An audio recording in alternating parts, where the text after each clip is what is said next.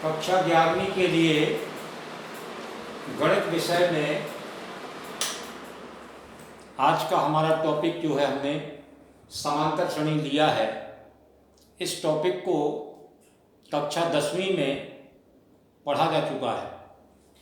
भले ही थोड़ा थोड़ा पढ़ा है, कम कम पढ़ा है, कठिन प्रॉब्लम पर चर्चा नहीं हो पाई 10 में, क्योंकि 10 में थोड़ा छोटा छोटा है। अब हम कक्षा 11 में भी समांतर श्रेणी पढ़ते हैं। तो ये समांतर श्रेणी अर्थमेटिक प्रोग्रेशन जो नाम है इसका, पहले तो ये समझ लेते हैं कि ये समांतर श्रेणी इसका नाम क्यों है। ठीक है, समांतर श्रेणी का मतलब है क्रमशः दो पदों में समान अंतर, चाहे पहले दूसरे पद को देखें, चाहे दूसरे तीसरे पद को देखें, चाहे तीसरे चौथे पद को देखें, आगे आने वाले किन्हीं भी दो क्रमिक पदों में यदि समान अंतर पाया जाए तो वह श्रेणी समांतर श्रेणी हो जाती है। यानी कि हमारे कहने का तात्पर्य ये है कि श्रेणी को देख करके हम ये पहचान कर सकते हैं कि ये समानांतर श्रेणी है कि नहीं है। तो इसके लिए हमें किसी भी अगले पद में से उसके ठीक पीछे वाला पद घटाना है। इसी तरीके से हम कई जगह ये स्थिति करके देखेंगे। यदि सभी पदों में, सभी क्रमिक पदों में एक सा अंतर आता है तो वो कहला जाता है समांतर श्रेणी। वो श्रेणी आपकी समांतर श्रेणी हो जाती है। जैसे हम लगातार ही लिखते हैं, मान लीजिए 1 2 3 4 5 डॉट डॉट डॉट डॉट, हमने 10 तक लिख दिया। 2 में से 1 घटाया 1, 3 में से 2 घटाया 1, 4 में से 3 घटाया 1, 5 में से 4 घटाया 1। ऐसे ही आने वाले पदों में भी हम जो है किसी भी पद में से पिछला पद घटाएंगे तो अगर अंतर समान आ जाता है तो हम पहचान कर लेंगे कि समानांतर श्रेणी ये कहलाती है। समांतर श्रेणी इसको कहते हैं अर्थमेटिक प्रोग्रेशन। ठीक है, अब इसमें ये जो श्रेणी जहाँ से प्रारंभ होती है, जिसको हम प्रथम पद कहते हैं, जहाँ से श्रेणी प्रारंभ हमारी होगी वो कहलाता है प्रथम पद।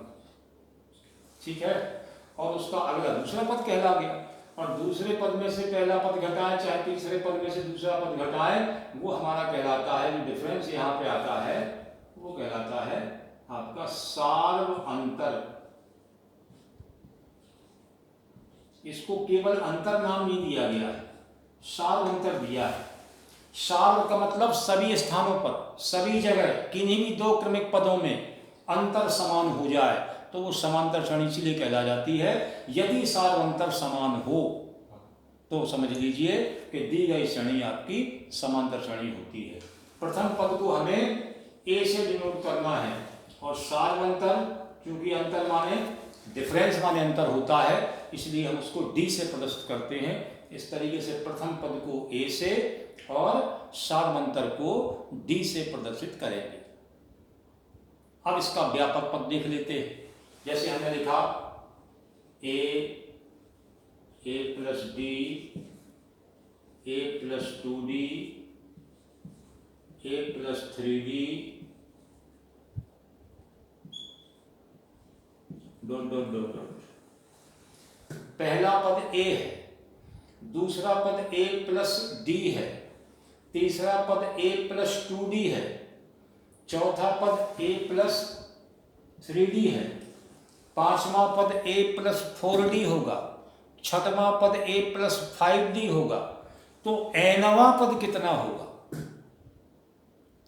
जौन सा पद है वो उससे एक कम इंटू डी होता है। जैसे ये कौन सा पद है? तीसरा, तो यहां 3 ना आकर के क्या आया? 2। तो एनवां पद क्या होगा? ए प्लस एन से एक कम, यानी n माइनस 1 इंटू डी। तो ये हमारा एनवां पद आ गया। यानी समांतर श्रेणी का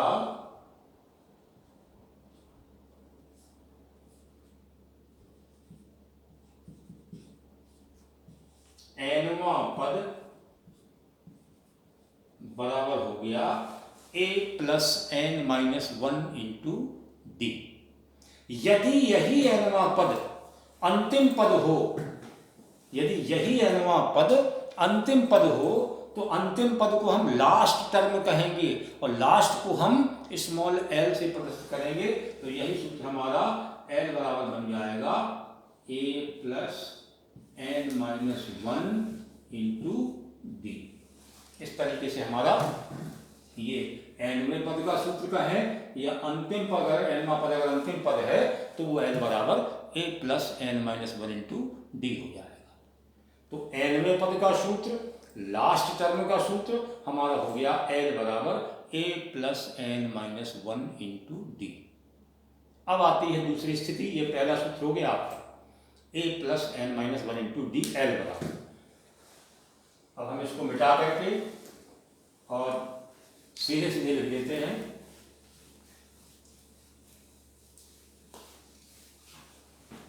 ये सूत्र हो गया जहां a प्रथम पद है,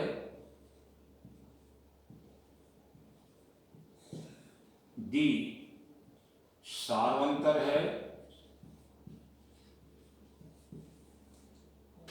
n पदों की संख्या है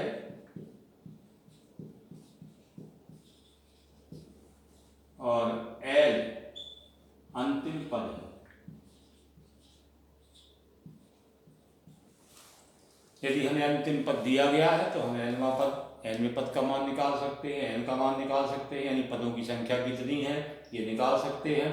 और यदि a और d दिया है, n दिया है तो l निकाल सकते हैं। इस तरीके से हमारा ये पहला फार्मूला हो गया समांतर श्रेणी के लिए।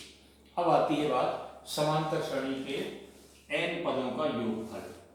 इसको मिटा देते हैं, नोट करना नोट कर लें, वीडियो को दोबारा चला के नोट कर लेंगे।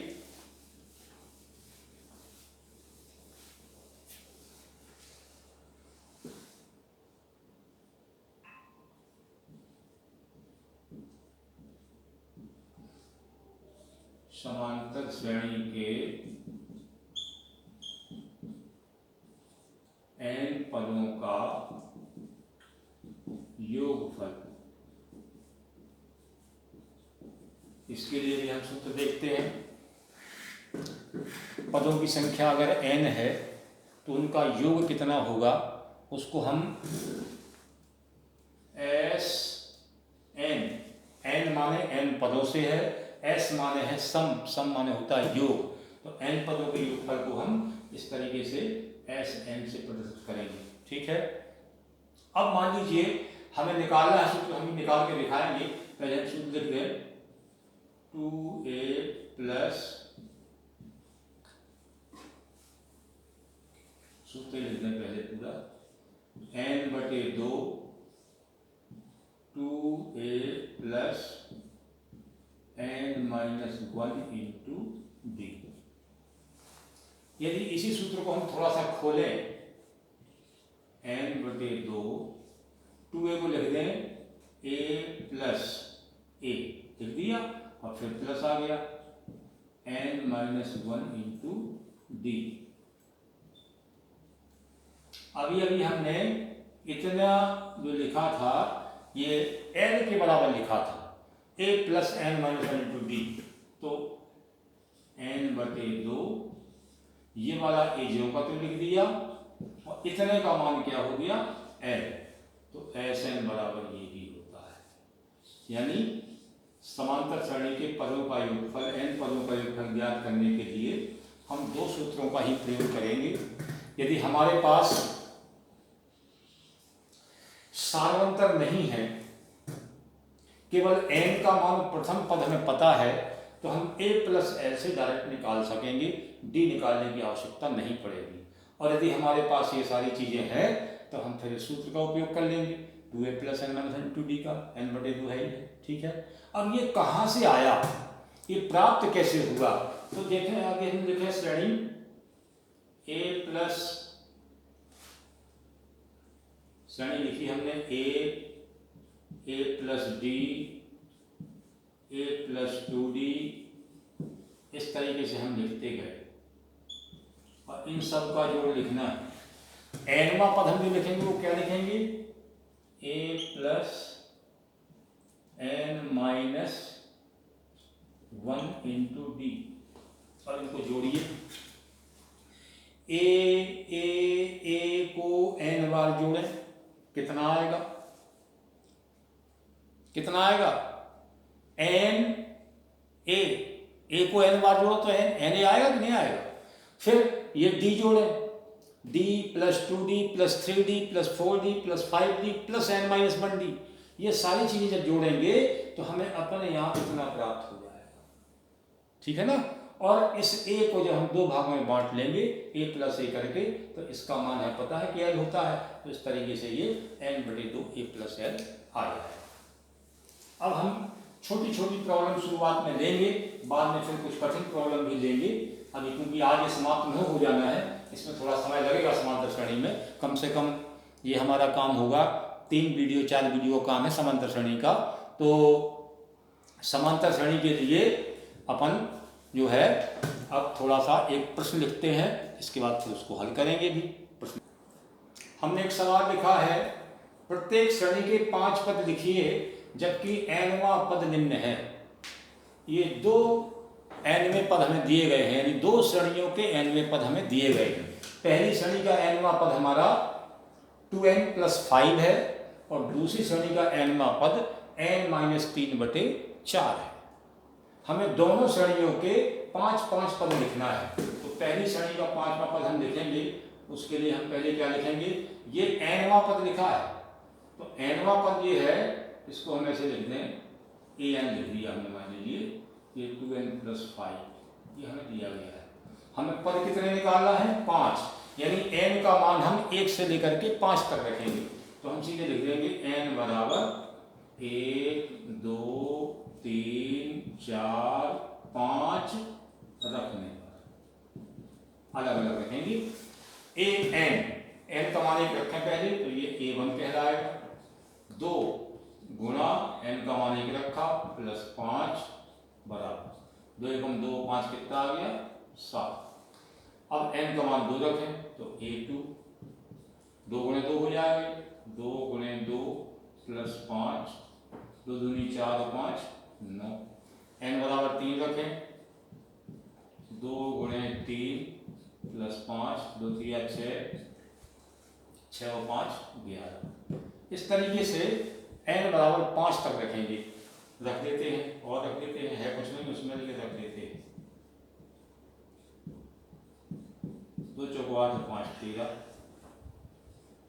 a5, 2 पंचे 10 और 5 15। इस तरीके से जिस समान श्रेणी का हमें nवां पद 2n प्लस 5 दिया था, उसके 5 पद ही आ गए, 1 2 3 4 5। क्या ये समांतर श्रेणी बनी? 7 9 11 13 15। 9 में 7 गए 2, 11 में 9 गए 2, 13 में 11 गए 2, 15 में 13 गए 2, यानी सार्वंतर एक समान आ रहा है। अतः प्राप्त श्रेणी कैसी हो गई? समांतर श्रेणी हो गई। और दिए गए श्रेणी का जो nवां पद था उसके हिसाब से हमने 5 पद ज्ञात भी कर लीजिए। इसी तरीके से अपन दूसरे का भी ज्ञात कर लेंगे, ठीक है। अब दूसरी प्रॉब्लम लेते हैं। एक सवाल हमने और लिखा है, श्रेणी 4 9 14 19 डॉट डॉट डॉट का nवां पद और 20वां पद हमें ज्ञात करना है। 20वां पद जब ज्ञात करेंगे तो n का मान 20 रखेंगे, 20वां nवां, ठीक है। और जब nवां पद ज्ञात करेंगे तो n के स्थान पे n ही रखे रहेंगे, ठीक है। तो श्रेणी का पहले तो हम देख लें कि ये श्रेणी समांतर श्रेणी है कि नहीं है। गौर से देखें, 9 में से 4 घटेगा 5, 14 में 9 घटेगा 5, 19 में 14 घटेगा 5, यानी सार्वंतर समान दी गई श्रेणी समांतर श्रेणी है। पहला पद लिख लो सबसे पहले, a बराबर कितना है, पहला पद 4, d का मान दूसरे पद में से पहला पद घटा लें, तो d बराबर 9 माइनस 4 बराबर 5, ठीक है। और हमें अगर पहले n पद निकालना है तो कोई बात नहीं, निकाल लेते हैं। an बराबर पहले सूत्र लिख लें, a plus n minus 1 into b। a का मान 4 रख लें, प्लस n के स्थान पे n ही रहेगा, d के स्थान पे 5 रख दें। 4 प्लस 5 का अंदर गुणा करें, 5n माइनस 5। ये माइनस के 5 है, प्लस के 4 है, इसका मतलब माइनस का 1 बचा, तो 5n-1 यानी दी गई श्रेणी का nवां पद कितना आ गया, 5n-1। अब इसी श्रेणी का 20वां पद निकालना है, तो जब 20वां पद निकालेंगे तो n बराबर 20 रखेंगे, n बराबर 20, a बराबर 4 और b बराबर 5। सूत्र हमारा यही है, a20 लिख देंगे, a का मान कितना है 4, n का मान कितना है 20, b का मान कितना है 5। 4 प्लस ये 20 में से एक घटा कितना बचा 19 और गुणे 5, ये 4 प्लस 19 का 5 में गुणा किया 95 आया, 95 और 4 कितना हो गया 99, यानी कि 20वां पद हमारा कितना आ गया 99। तो किसी भी श्रेणी का वां पद nवां, 5वां, 6वां, 20वां, 100वां, 50वां जो भी हमें निकालना है, हमें सीधे एक सूत्र का उपयोग करना है, a + n-1 × d। यदि लास्ट पद दिया गया है और बीच का कोई पद पूछा जा रहा है तो फिर हम l मान रख देंगे लास्ट में। जैसे मान लो डॉट डॉट डॉट डॉट करके 50 लिखा होता तो l के स्थान पर 50 लिख देते और फिर n का मान निकाल देते, कितना मान आएगा। अभी वैसी प्रॉब्लम भी एक तो लेते हैं, ठीक है ना। तो लेते हैं प्रॉब्लम, देखो लिख रहे सवाल, एक सवाल हमने और लिखा है, श्रेणी -3, -7, -11, -15 का कौन सा पद -403 होगा। क्या निकालेंगे हम इसमें, कौन सा पद -403 होगा, यानी हमें उस पद का मान निकालना है जिसका मान 403 होगा। तो वो कौन सा पद होगा, यानी हमें n का मान निकालना है, ठीक है ना। तो n का मान निकालने के लिए हम देख लें पहले श्रेणी ये समांतर है कि नहीं है। तो -7 और फिर -3 तो कितना आएगा, माइनस का 7 और माइनस माइनस प्लस हो जाएगा, प्लस का 3 कितना बचा माइनस का 4। इधर भी देखें 11 और ये भी 4 बचेगा, ये भी 4 बचेगा, यानी समांतर श्रेणी है। तो हम लिख लें पहले, a बराबर हो गया -3 और d बराबर, ध्यान से देखेंगे दूसरा पद है -7 और माइनस हमें लगाना है तो घटाना है, और पद है हमारा -3, तो ये -3 कोष्ठक में लिख देंगे। तो -7 + 3, तो 7 में से 3 घटा तो कितना बचा -4, यानी d का मान आ गया हमारे पास कितना -4 और a का मान कितना है -3। अब ये 403 क्या दिया है माइनस का, कौन सा पद, यानी ये अंतिम है, तो l बराबर हम कितना दिया है -403। हमने बताया था कि यदि अंतिम पद दिया गया हो तो हम ये निकाल सकते हैं कि ये कौनवा पद है, 403 किस नंबर पे आएगा, तो हम n का मान निकालेंगे। इसमें सूत्र लिख लें, l बराबर a + n-1 × d। l का मान कितना है -403, a का मान कितना है -3 प्लस कोष्ठक में n जो पाते हैं -1 और d का मान कितना है -4। ये -403 हम जो पद में लिखेंगे अभी, -3 प्लस कोष्ठक शुरू कर दिए, -4 का गुणा n में करेंगे तो -4n 4n आ जाएगा, और -4 का गुणा -1 में करेंगे तो प्लस का 4 आ जाएगा। -403 फिर लिखेंगे, -3 लिखेंगे, प्लस का गुणा करने से कोई फर्क आता नहीं है, जो का तो लिखते हैं -4n और प्लस का 4। ये 4 में से ऋण का 3 घटेगा तो प्लस का 1 आएगा, तो -403 बराबर, 4 में 3 गया 1, यानी 1 - 4n। इस 1 को हम इधर लाएंगे तो ये क्या हो जाएगा, माइनस का 1 हो जाएगा इधर आने पर, तो 4 से 4 हो जाएगा माइनस का, -4n बराबर -404, माइनस से माइनस कैंसिल हो गया, n बराबर आया 404/4, काटेंगे तो n बराबर आ जाएगा 101। यानी 101वां पद होगा कितना, -403। तो समांतर श्रेणी का ये प्रारंभ स्थिति थी, प्रारंभिक स्टेज थी। ये हमने देखा, समझा। जहाँ समझ में ना आए बार बार देख ले वीडियो को। इसके बाद आपको डलेगा भौतिकी का वीडियो, है ना। और भौतिकी की वीडियो में आज हम पढ़ेंगे घर्षण, तो पढ़ ही रहे थे। घर्षण के नियम पढ़ेंगे, घर्षण कोण विराम कोण पढ़ेंगे, घर्षण से लाभ हानि पढ़ेंगे। जितना हो जाएगा वीडियो के अंतर्गत, घर्षण के अंतर्गत ही आज हमें पढ़ना है। बहुत महत्वपूर्ण टॉपिक है, उसको ध्यान से जरूर देखेंगे। वीडियो को बार बार सुन लें ताकि बात समझ में आ जाए, रटना ना पड़े, याद ना करना पड़े। जितने बार आप वीडियो देखेंगे उतना ही अच्छा क्लियर हो जाएगा।